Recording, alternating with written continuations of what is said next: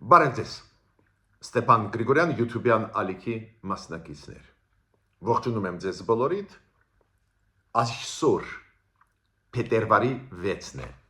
Մենք շարունակում ենք մեր աշխատանքը։ Այսօր գլխավոր թեման քննարկման կլինի Ալեն Սիմոնյանի այցելությունը Մոսկվա։ Հայաստանի Հանրապետության ազգային ժողովի նախագահան պաշտոնական այցով մեկնեց Մոսկվա ու երեք ունեցավ լրջագույն հանդիպումներ կարևորագույն Սերգեյ Լավրովի հետ, Ռուսաստանի արտգործնախարարի հետ եւ Վալենտինա Մատվիենկոյի հետ, որը Ռուսաստանի վերին պալատի պարլամենտի սենատի ղեկավարն է։ Ինչու հենց Ալեն Սիմոնյանը գնաց Մոսկվա, ինչու հենց Ալեն Սիմոնյանի միջոցով Ռուսաստանը կասկած ես չունեմ ուղարկեց լրջագույն զգուշացումներ Հայաստանին, ինչու մեր կառավարությունը ու վարչապետը համոզված եմ հենց Ալեն Սիմոնյանի միջոցով ուղարկեց մեր մեսիջները Ռուսաստանին, դրա մասին այսօր կխոսենք, բայց ես ուզում եմ ձեր ուշադրությունը ինչի վրա դարձնել։ Հենց դա է պատճառը, որ այսօր ամբողջ մեր հաղորդումը ես նվիրում եմ նորից ռուս-հայկական հարաբերություններին, քանի որ հենց այնտեղից է գալիս գլխավոր վտանգը մեր պետականության։ Մի փաստ մենակ բերեմ, որ շատ հեռու չգնանք, դա կոչվում է ինֆորմացիոն հարձակում, ինֆորմացիոն աղաբեկում պետության, ազգի, ժողովրդի։ Ուղղակի 4-5 օր առաջ մենք լսել ենք Մարիա Զախարովային։ Ու այդ Մարիա Զախարովան, որը պաշտոնական ներկայացուցիչն է Ռուսաստանի արտգործնախարարության, հիշեցրեց մեզ, որ մենք ԵԱՏՄ-ի անդամ ենք, հիշեցրեց մեզ, որ մեր արտաքին առևտրի 35%-ը ընկնում է Ռուսաստանի վրա։ Ու հիշեցրեց, որ ուրիշ տեղ փախչելու չունենք։ 3 օր առաջ Ալեքսեյ Օվերչուկը փոխվարչապետը Ռուսաստանի նորից նույն բարերով նույն բանը մեզ հիշեցրեց, որ մենք ԵԱՏՄ-ի անդամ ենք, որ 30% առևտրի ընկնում է Հայաստանի, ընկնում է Ռուսաստանի վրա։ Երեք դրա մասին խոսեց եւ Սերգեյ Լավրովը եւ Վալենտինա Մատվիենկոն։ Չհասցրեցինք ուշքի գալ այսօր առավոտ, այո, այսօր փետրվարի 6-ին, առավոտ շուտ Կապիրկինը Ռուսաստանի դեսպանը Հայաստանում նույն բանը կրկնեց։ Այդ դա կոչվում է ինֆորմացիոն հարձակում, ինֆորմացիոն ահաբեկում։ Ի վերջո մենք գրագետ մարդիկ ենք։ Մենք գիտենք, որ այո, Հայաստանը ԵԱՏՄ-ի անդամ է։ Նախկիները սխալ արեցին, մտցրեցին մեզ ԵԱՏՄ-ի, լրջագույն սխալ արեցին, դա թանկ նստեց հայ ժողովրդի վրա, բայց հիմա փաստ է, ԵԱՏՄ-ի անդամ ենք։ Փաստ է, որ առևտրի զգալի մասը ընկնում է Ռուսաստանի վրա։ Ինչի մասին է խոսքը։ Ով է դա հերքում։ Բայց ամեն օր նույն միտքը մտցվում է մեր հասարակության մեջ։ Այ մասնագետները այդ ոլորտի հիբրիդային պատերազմի մասնագետները ձեզ կբացատրեն։ Դա նշանակում է ահաբեկում, ինֆորմացիոն ահաբեկում Հայաստանի հասարակության։ Մյուսը Ռուսաստանը այսօր կազմակերպում է ինչ-որ բողոքի ակցիաներ Հայաստանի կառավարության դեմ Ռուսաստանի տարածքում։ Արիթ վերցնելով իրոք հակասություններ, որոնք կան վարչապետ Նիկոլ Փաշինյանի եւ Գարեգին երկրորդի միջև։ Բոլորս գիտենք այդ հակասությունների մասին, խոսացել ենք դրա մասին, ամեն մեկս մեր կարծիքը ունենք, բայց այդ Հայաստանի գործն է, հայ ժողովրդի գործն է։ Ընտրված կառավարություն ունի լուրջ դիտողություններ գլխավոր սպասավորների նկատմամբ մեր հայ առաքելական եկեղեցու, որի նկատմամբ մենք սեր ունենք, հարգանք ունենք, բայց առաջնորդների նկատմամբ կառավարությունը ունի լուրջ դիտողություններ։ Ինչ կապ ունի դա Ռուսաստանի հետ, որ Ռուսաստանում կազմակերպվում են ակնհայտ է Ռուսաստանի իշխանությունների կողմից, ակնհայտ է դա ինչ որ բողոքի ակցիաներ։ Սոչիում, Ադլերում, Կրասնոդարում երեք անցավ բողոքի ակցիան Մոսկվայում։ Ես համոզված եմ, որ կան իրոք հայեր, ովքեր մտահոգված են, դժգոհ են այդ քաղաքականությունից։ Հասկանալի է դա։ Ով է ուրախ, որ կան խնդիրներ կառավարություն հայրաքելական եկեղեցու գլխավոր սպասավորների միջև։ Ոչ ոք ուրախ չի։ Բայց Ռուսաստանում որտեղ որ 2-3 հոգի որ դուրս են գալիս մի հատ բողոքի ակցիա անել, ծեծ ու ջարդով տանում են ոստիկանություն, հետո գործ են հարուցում, հետո 20 տարի տալիս են բերդ նստացնում են։ Ես չեմ ասում մեծ միտինգների մասին, մեծ հավաքների մասին։ Բարիս բուն իմաստով 3-4 հոգի դուրս են գալիս բողոքի ակցիայով, ծեծ ու ջարդով վերջում տանում են 20 տարով փակում են մարդկանց։ Ես ոնց եղավ։ Հայերը կարող են Ռուսաստանում ազատ, մարտաշատ միտինգներ անցկացնել։ Այս ժամանակ, երբ որ Ռուսաստանը վարում է պատերազմ ու պատերազմական խաղի կանոններն են հիմա գործում Ռուսաստանում, ակնհայտ է դա է ուղղված Հայաստանի պետականության դեմ ու գործող իշխանությունների դեմ։ Ինչու ես հատուկ սկսեցի այս Ռուսաստանի կողմից արված քայլերից, որ դուք հասկանաք լրջությունը վիճակի։ Ռուսաստանը շատ լուրջ սկսեց նախընտրական արշավը եւ Ռուսաստանում եւ Հայաստանի ներսում իր պրոքսիների միջոցով մեր պետականության դեմ։ Քանի որ Ռուսաստանը հասկանում է ինչքան կարևոր են ընտրությունները, որոնք պետք է անցնեն Հայաստանում հունիսի 7-ին ազգային ժողովի ընտրությունների մասին է խոսքը։ Ռուսաստանն էլ հասկանում է ինչքան կարևոր է։ Ռուսաստանն էլ չի ուզում, որ գործող իշխանությունները, որոնք բազմավեկտոր քաղաքականություն են վարում, որոնք սկսեցին դիվերսիֆիկացնել մեր արտաքին քաղաքականությունը, որ իրանք ընտրվեն, վերընտրվեն։ Ու իր արշավը Ռուսաստանը, որը իրավունք չունի անցկացնել Հայաստանում, ռեալ սկսեց։ Ու մենք տեսնում ենք հիբրիդային քայլեր են դրանք։ Ուրեմն մենք պետք է հասկանանք, որ լուրջ է վիճակը, լրջանում է վիճակը, Ռուսաստանը շարունակում է ուժեղացնել ճնշումը մեր հասարակության վրա ինֆորմացիոն հոսքերի միջոցով, իրանց պրոքսիների միջոցով Հայաստանի ներսում։ Հիմա անցնենք Ալեն Սիմոնյանի այցելությանը Մոսկվա։ Ինձ համար ակնհայտ էր, որ նախաձեռնեցին այս հրավերը, այս հանդիպումները հենց ռուսաստանցի պաշտոնյաները։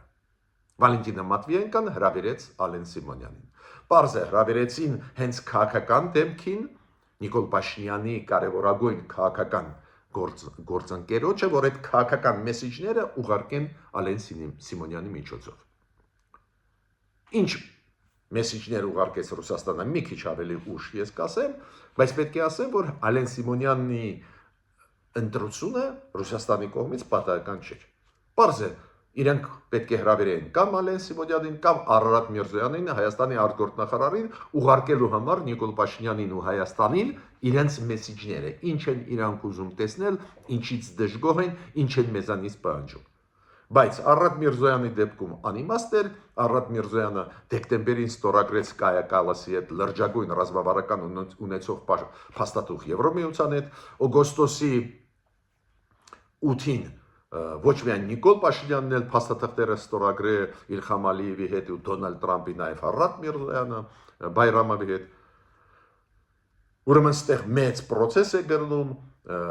այս վերջի հանդիպումը հունվարին Արարատ Միրզոյան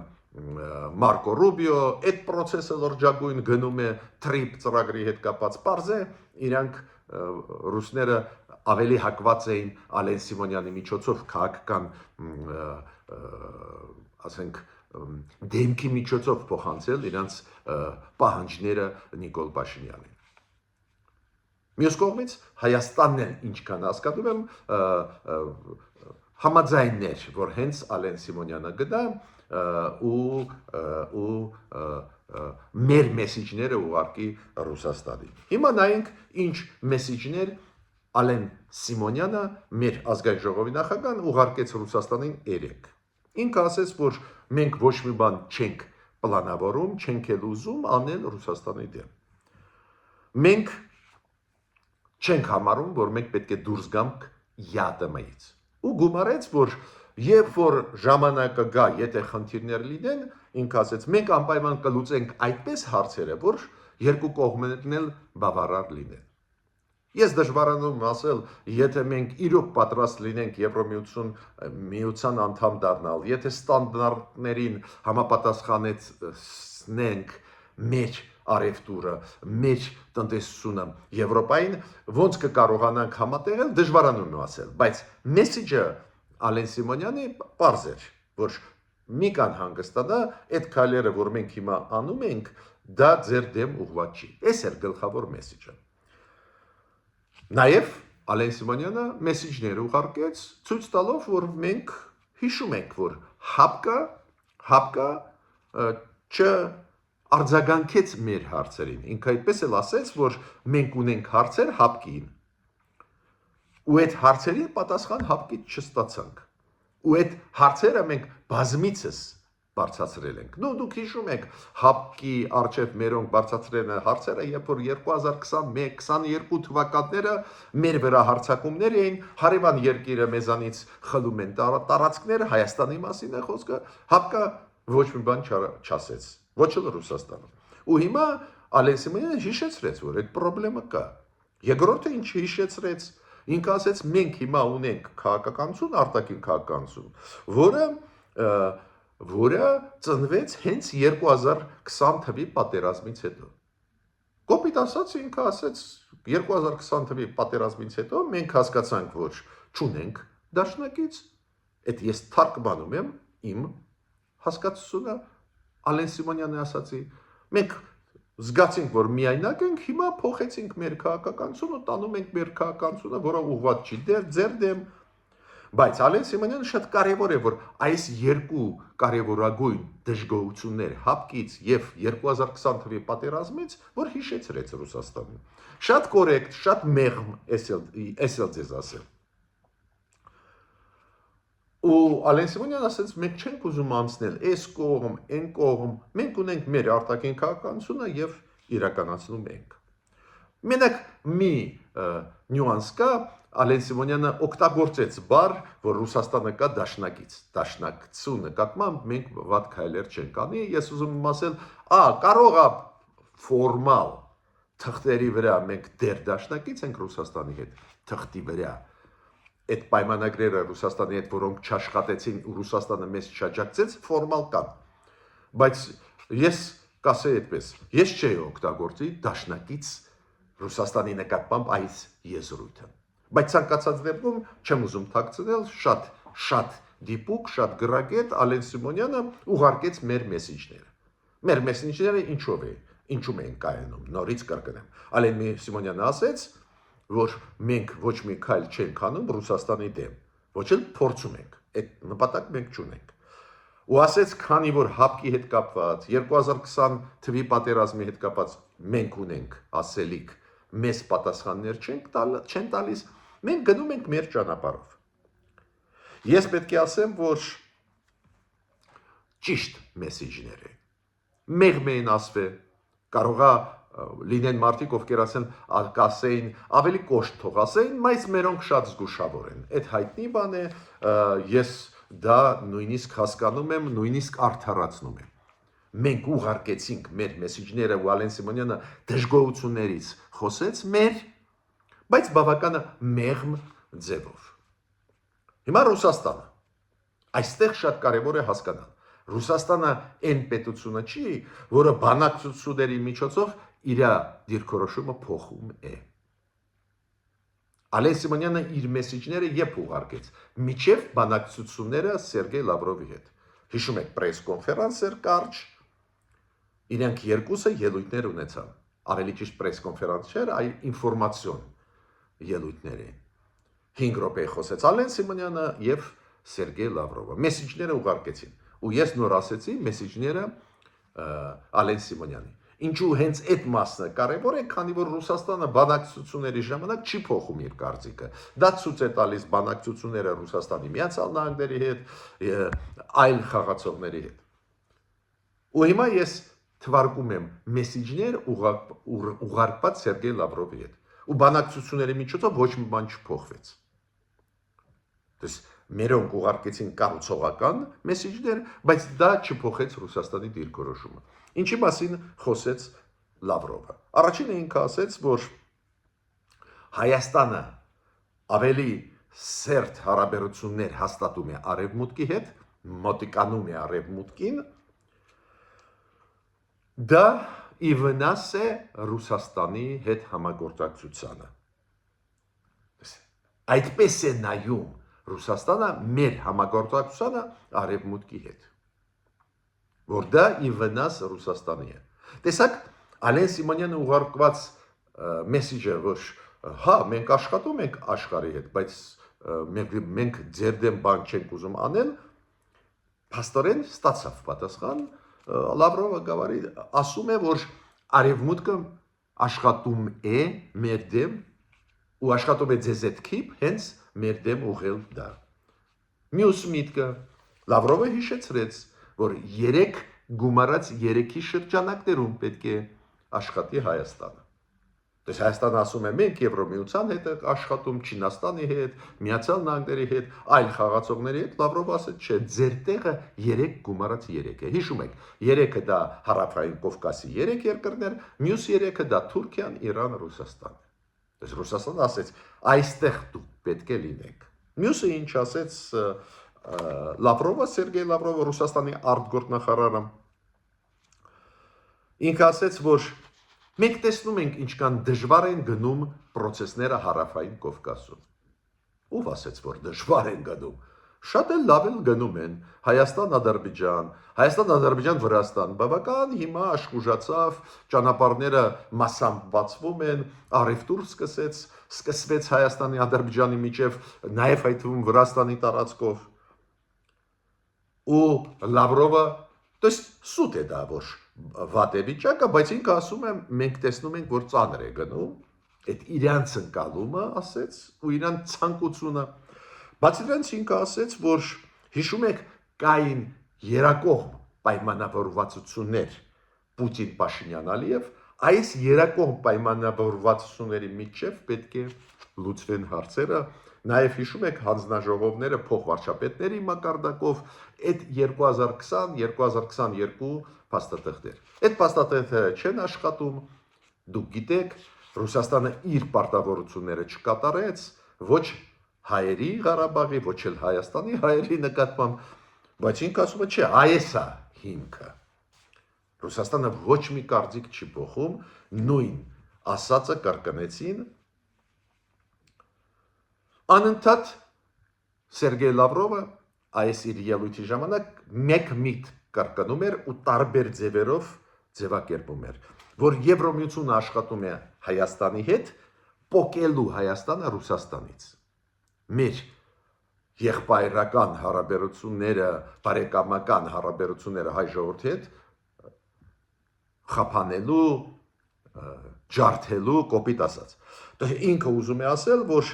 Եվրոմիությունը չի ուզում, որ շարունակվի Ռուսաստան-Հայաստան հարաբերություններ, իրանք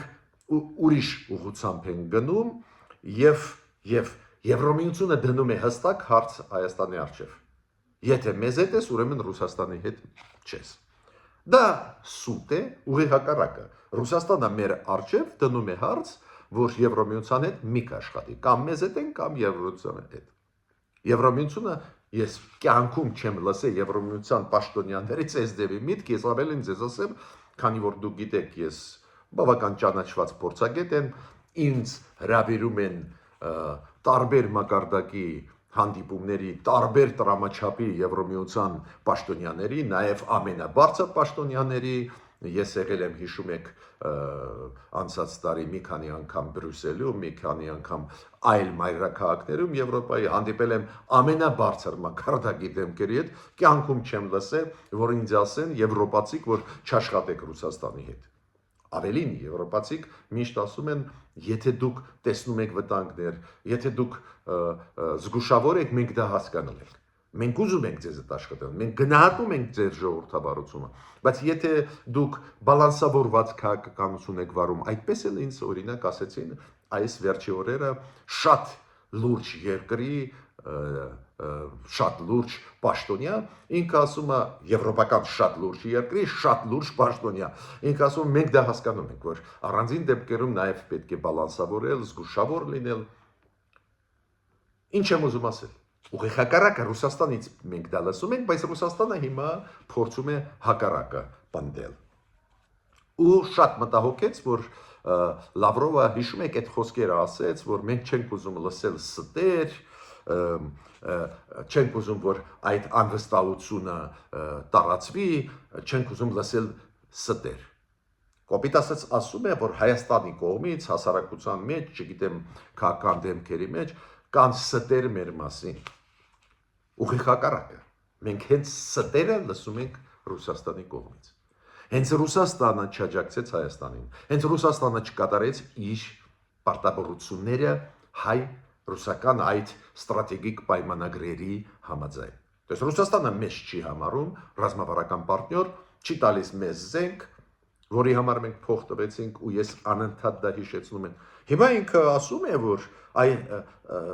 սուտը տարածվում է Հայաստանում, Ռուսաստան-Հայաստան հարաբերությունների մասին։ Ու պարզ է Սերգեյ Լավրովը սկզբում ես ասացի, նորից հիշեցրեց մեզ, որ ԵԱՏՄ-ի անդամ ենք, հիշեցրեց մեզ, որ մեր առևտրի բալանսում Ռուսաստանի մասը, Ռուսաստանի հետ մասը շատ մեծ է, 30% է, ու անընդհատ ասում էր տրանսպորտ կոմունիկացիոն ծրագրերը պետք է իրականացնենք համաձայն Պուտին-Ալիև Փաշինյան պայմանագրերի,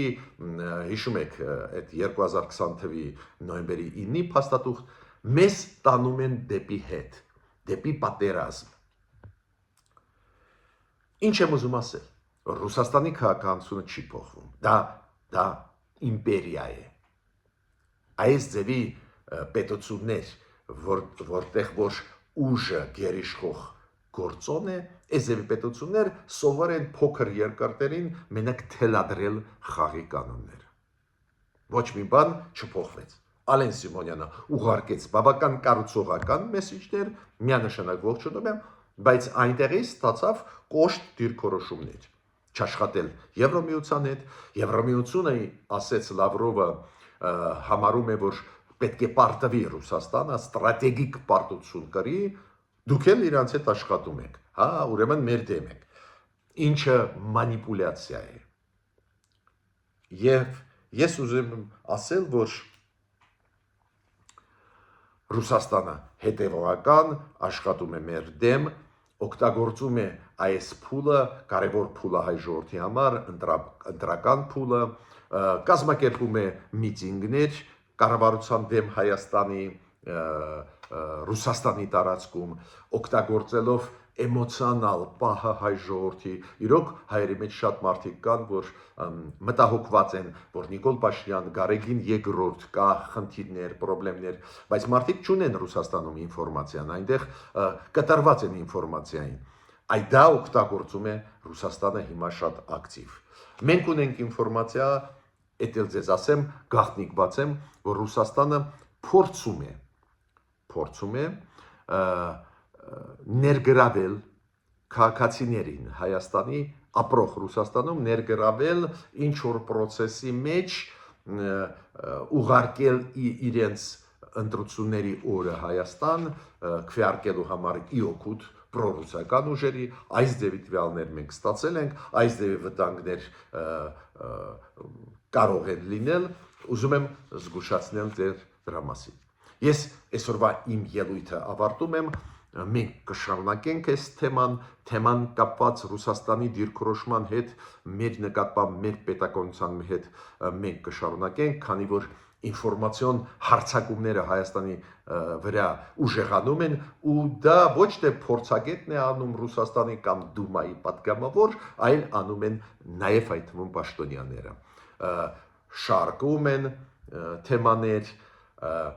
մանիպուլյացնում են ռեալությունները, այո, դա վտանգ է մեր պետականության համար։ Ուրեմն ուշադիր պետք է ուսումնասիրենք իրավիճակը Ռուսաստանի հետ կապված։ Միջ նոր հանդիպումներ։